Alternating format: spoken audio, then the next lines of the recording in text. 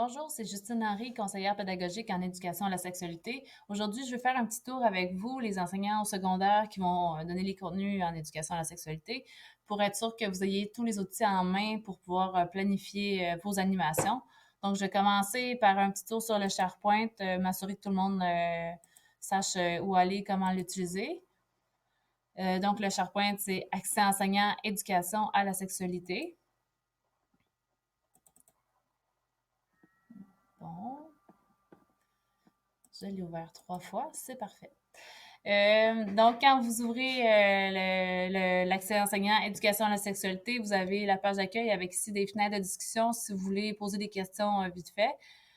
Donc, c'est un peu comme sur Facebook si on veut. Si vous déroulez vers le bas, vous allez trouver le gros des dossiers qui sont ici. Donc, des trucs un peu plus généraux, le tableau synthèse, par exemple, qui présente tous les contenus qu'on doit voir de la maternelle à la 5e secondaire. Donc, il est ici, vous pouvez vous l'imprimer si ce n'est pas déjà fait. Si je recule un peu, oups.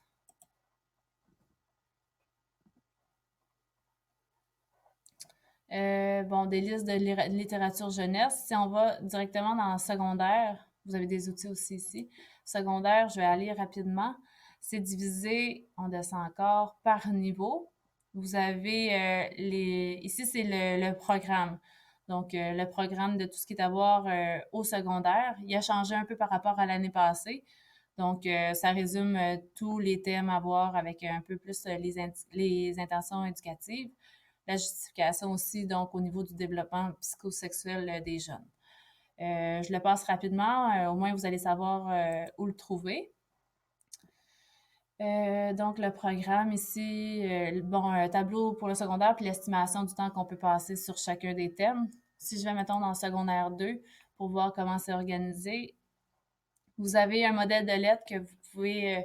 en fait, on est obligé d'envoyer une lettre aux parents pour leur indiquer qu'on va aborder certains thèmes en éducation à la sexualité. Il y a un modèle de lettre suggéré par niveau. Donc, vous pouvez vous en inspirer ou l'adapter à votre goût. C'est important, en le fond, on n'a pas le choix d'aviser les parents qu'on va faire l'éducation à la sexualité, préciser à peu près à quel moment puis quels seront les thèmes. Ça leur donne une chance pour ceux qui veulent de faire une demande d'exemption. Donc, on ne s'attend pas à ce qu'ils en fassent nécessairement, mais bref, il faut les aviser. Le modèle est là. Ensuite, il y a les 4 thèmes qui sont à voir en secondaire 2. Si je clique sur Agir sexuel, qu'est-ce que vous allez retrouver? Ici, vous avez une suggestion d'activité, puis le canevas bleu, en fait, c'est les documents qui présentent vraiment toute la théorie, si je peux dire. Les intentions éducatives, bon, eux autres, ils font une estimation du temps, mais c'est pas obligatoire d'aller à faire 225 minutes spécialement. Donc, c'est ça. Donc, qu'est-ce qu'on a à dire? Les intentions éducatives sont précisées ici. Ici, comme je l'ai dit, c'est un peu plus la théorie là, pour mettre de la chair autour de l'os, savoir un peu plus de quoi on doit parler. Puis ici, sur le côté, vous avez des illustrations donc dans la vie des adolescents. Donc, comment ça se traduit dans leur vie au quotidien quand ils sont en deuxième secondaire.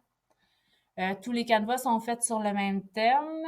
Il y a à la fin une suggestion d'animation qui peut être utilisé. Il y a des ressources aussi, des statistiques. Je passe vite fait, là, techniquement, tout le monde sait un peu de quoi je parle à ce niveau-là. Des liens, des hyperliens, puis la suggestion d'animation, elle est ici avec les messages clés, etc. Je vous invite à vous assurer sur le SharePoint que vous avez la bonne version parce qu'au cours de l'été, il y a eu beaucoup de mises à jour sur les Canvas.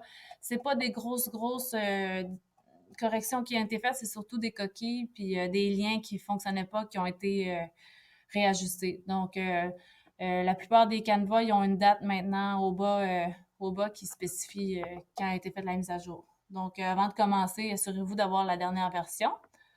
Donc, voilà pour les Canvas. C'est vraiment le point de départ pour préparer vos cours. Si je recule un peu, donc de secondaire 1 à 5, c'est présenté de la même façon. Chaque thème sont présentés. Sur le côté ici, vous avez des liens vers Internet. Donc, la vidéo de la Commission scolaire de Laval qui présente grosso modo les objectifs du programme en 3 minutes. C'est bien illustré, ça vaut la peine de le regarder comme introduction, là, si vous voulez. Capsule humoristique, c'est aussi une petite intro, peut-être plus pour vous, là, pas nécessairement pour montrer aux élèves, ça date de l'année passée. Réseau de livres sur l'éducation à la sexualité, c'est le site Livre ouvert que certains d'entre vous connaissent peut-être. Ils ont pris le temps de faire des réseaux de lecture, des réseaux de livres pour le secondaire en lien avec les thèmes qui sont exigés par le ministère. Donc, il n'y en a pas pour tous les thèmes, mais vous voyez en secondaire, de secondaire 1 à 3 puis secondaire 5, si on clique en secondaire 1, ils ont pris le thème vert, donc identité, stéréotypes sexuels, puis sont allés répertorier différents livres qui abordent ce thème-là. Donc, si ça vous tente de mettre les livres disponibles pour les élèves ou de vous en inspirer pour faire une activité, c'est possible.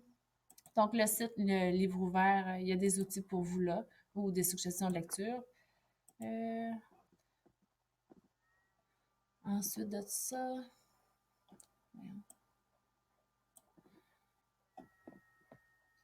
on descend un petit peu.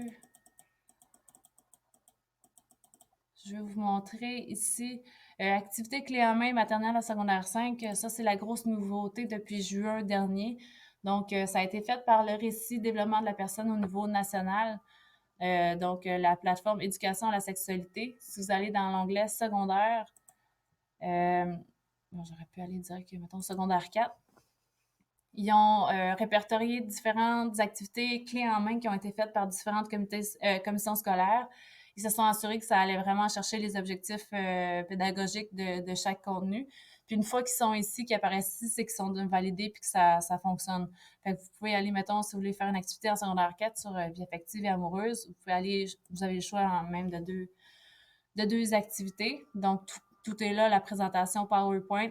SA, c'est vraiment collé sur les canevas pédagogiques. Donc, c'est pas mal le même contenu, mais c'est rendu un peu plus digeste, c'est un peu plus aéré. Puis, ils ont préparé aussi des activités, des fiches pour l'enseignant, des fiches pour les élèves. Fait que tout est prêt pour l'animation, là. Puis là, dans cette grosse partie de texte-là, ben, ils reprennent vraiment les trucs du Canva. Donc, c'est pas quelque chose de plus, là, c'est la même chose. Puis ici, ben là, vous avez des suggestions d'activités un peu plus clés en main, dans le fond. Il y a des annexes aussi avec comme je disais, des fiches pour fiches animateurs avec une question-réponse, fiches de l'élève. Fait que ça peut être un très bon outil.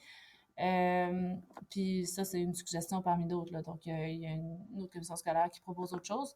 Puis au fil de l'année, il y a un comité d'analyse qui va déposer de plus en plus d'activités aussi. Fait que ça, c'est un très, très bon outil. Puis vous savez, quand vous allez les chercher là, ben ils sont validés, ils sont fiables. Qu'est-ce que je voulais vous montrer aussi? Oser être soi-même. Donc, le programme Oser être soi-même est disponible gratuitement sur Internet. Programme Oser être soi-même. Ça a été conçu par une sexologue, Francine Duquette. Puis tous les contenus sont disponibles gratuitement sur Internet. Il y a aussi possibilité de commander la trousse qui coûte 45 je pense, la trousse papier. Là. Donc, si vous allez chercher les outils là, vous téléchargez le programme là, vous avez plein d'activités qui vont toucher à différents thèmes du programme d'éducation à la sexualité. Donc, ça peut être un outil. Si vous voulez en savoir plus, juste communiquer avec moi ou plutôt avec Nicolas Lallemand qui va être mon remplaçant à partir de lundi prochain. Voilà, Oser être soi-même, ça peut être des outils intéressants pour voir les contenus. Il y a aussi un nouvel outil qui est maintenant disponible. Ça s'appelle SexURL. C'est des capsules vidéo qui ont été conçues par deux sexologues à Montréal. Donc, ça peut servir, je crois, ça pourrait servir d'introduction à différents thèmes. Vous avez des capsules sur différents sujets. Là, les anecdotes, pas tant. Moi, je vais vous montrer les capsules. Voilà. Là, il y en a vraiment plus que ça. Dossier. Des mythes sur les ITSS, sur le vif. Il y a vraiment, vraiment beaucoup de sujets. Donc, ça peut servir d'introduction pour aborder un thème. Je termine avec les capsules. Les capsules, on parle de sexe de Télé-Québec. Donc là, depuis l'année passée, il y a des capsules qui sont lancées 3 fois par semaine. Ça dure environ 6 minutes. Vous avez des petits... un petit bout qui est plus une scène avec des comédiens, donc une petite scène humoristique. Vous avez une partie plus théorique, ou en tout cas le message comme tel. Puis à la fin, vous avez une partie qui est plus des jeunes des témoignages, en fait. Fait que ça, vous pouvez utiliser ça aussi. Il y a vraiment beaucoup, beaucoup de thèmes, ça. Qui peuvent servir de point de départ pour une discussion avec les élèves. Donc ça peut être intéressant. Et c'est pas mal ce que je voulais vous communiquer pour aujourd'hui. Tout ce que je vous ai présenté, les liens sont disponibles sur le SharePoint Accès enseignant. Si vous avez des questions, ben, vous pouvez communiquer avec moi ou avec Nicolas Lallemand pour avoir plus d'informations. Donc, je vous souhaite bon succès dans l'animation des contenus en éducation de la sexualité. Puis, n'hésitez pas à communiquer avec nous pour en savoir plus. Donc, merci beaucoup.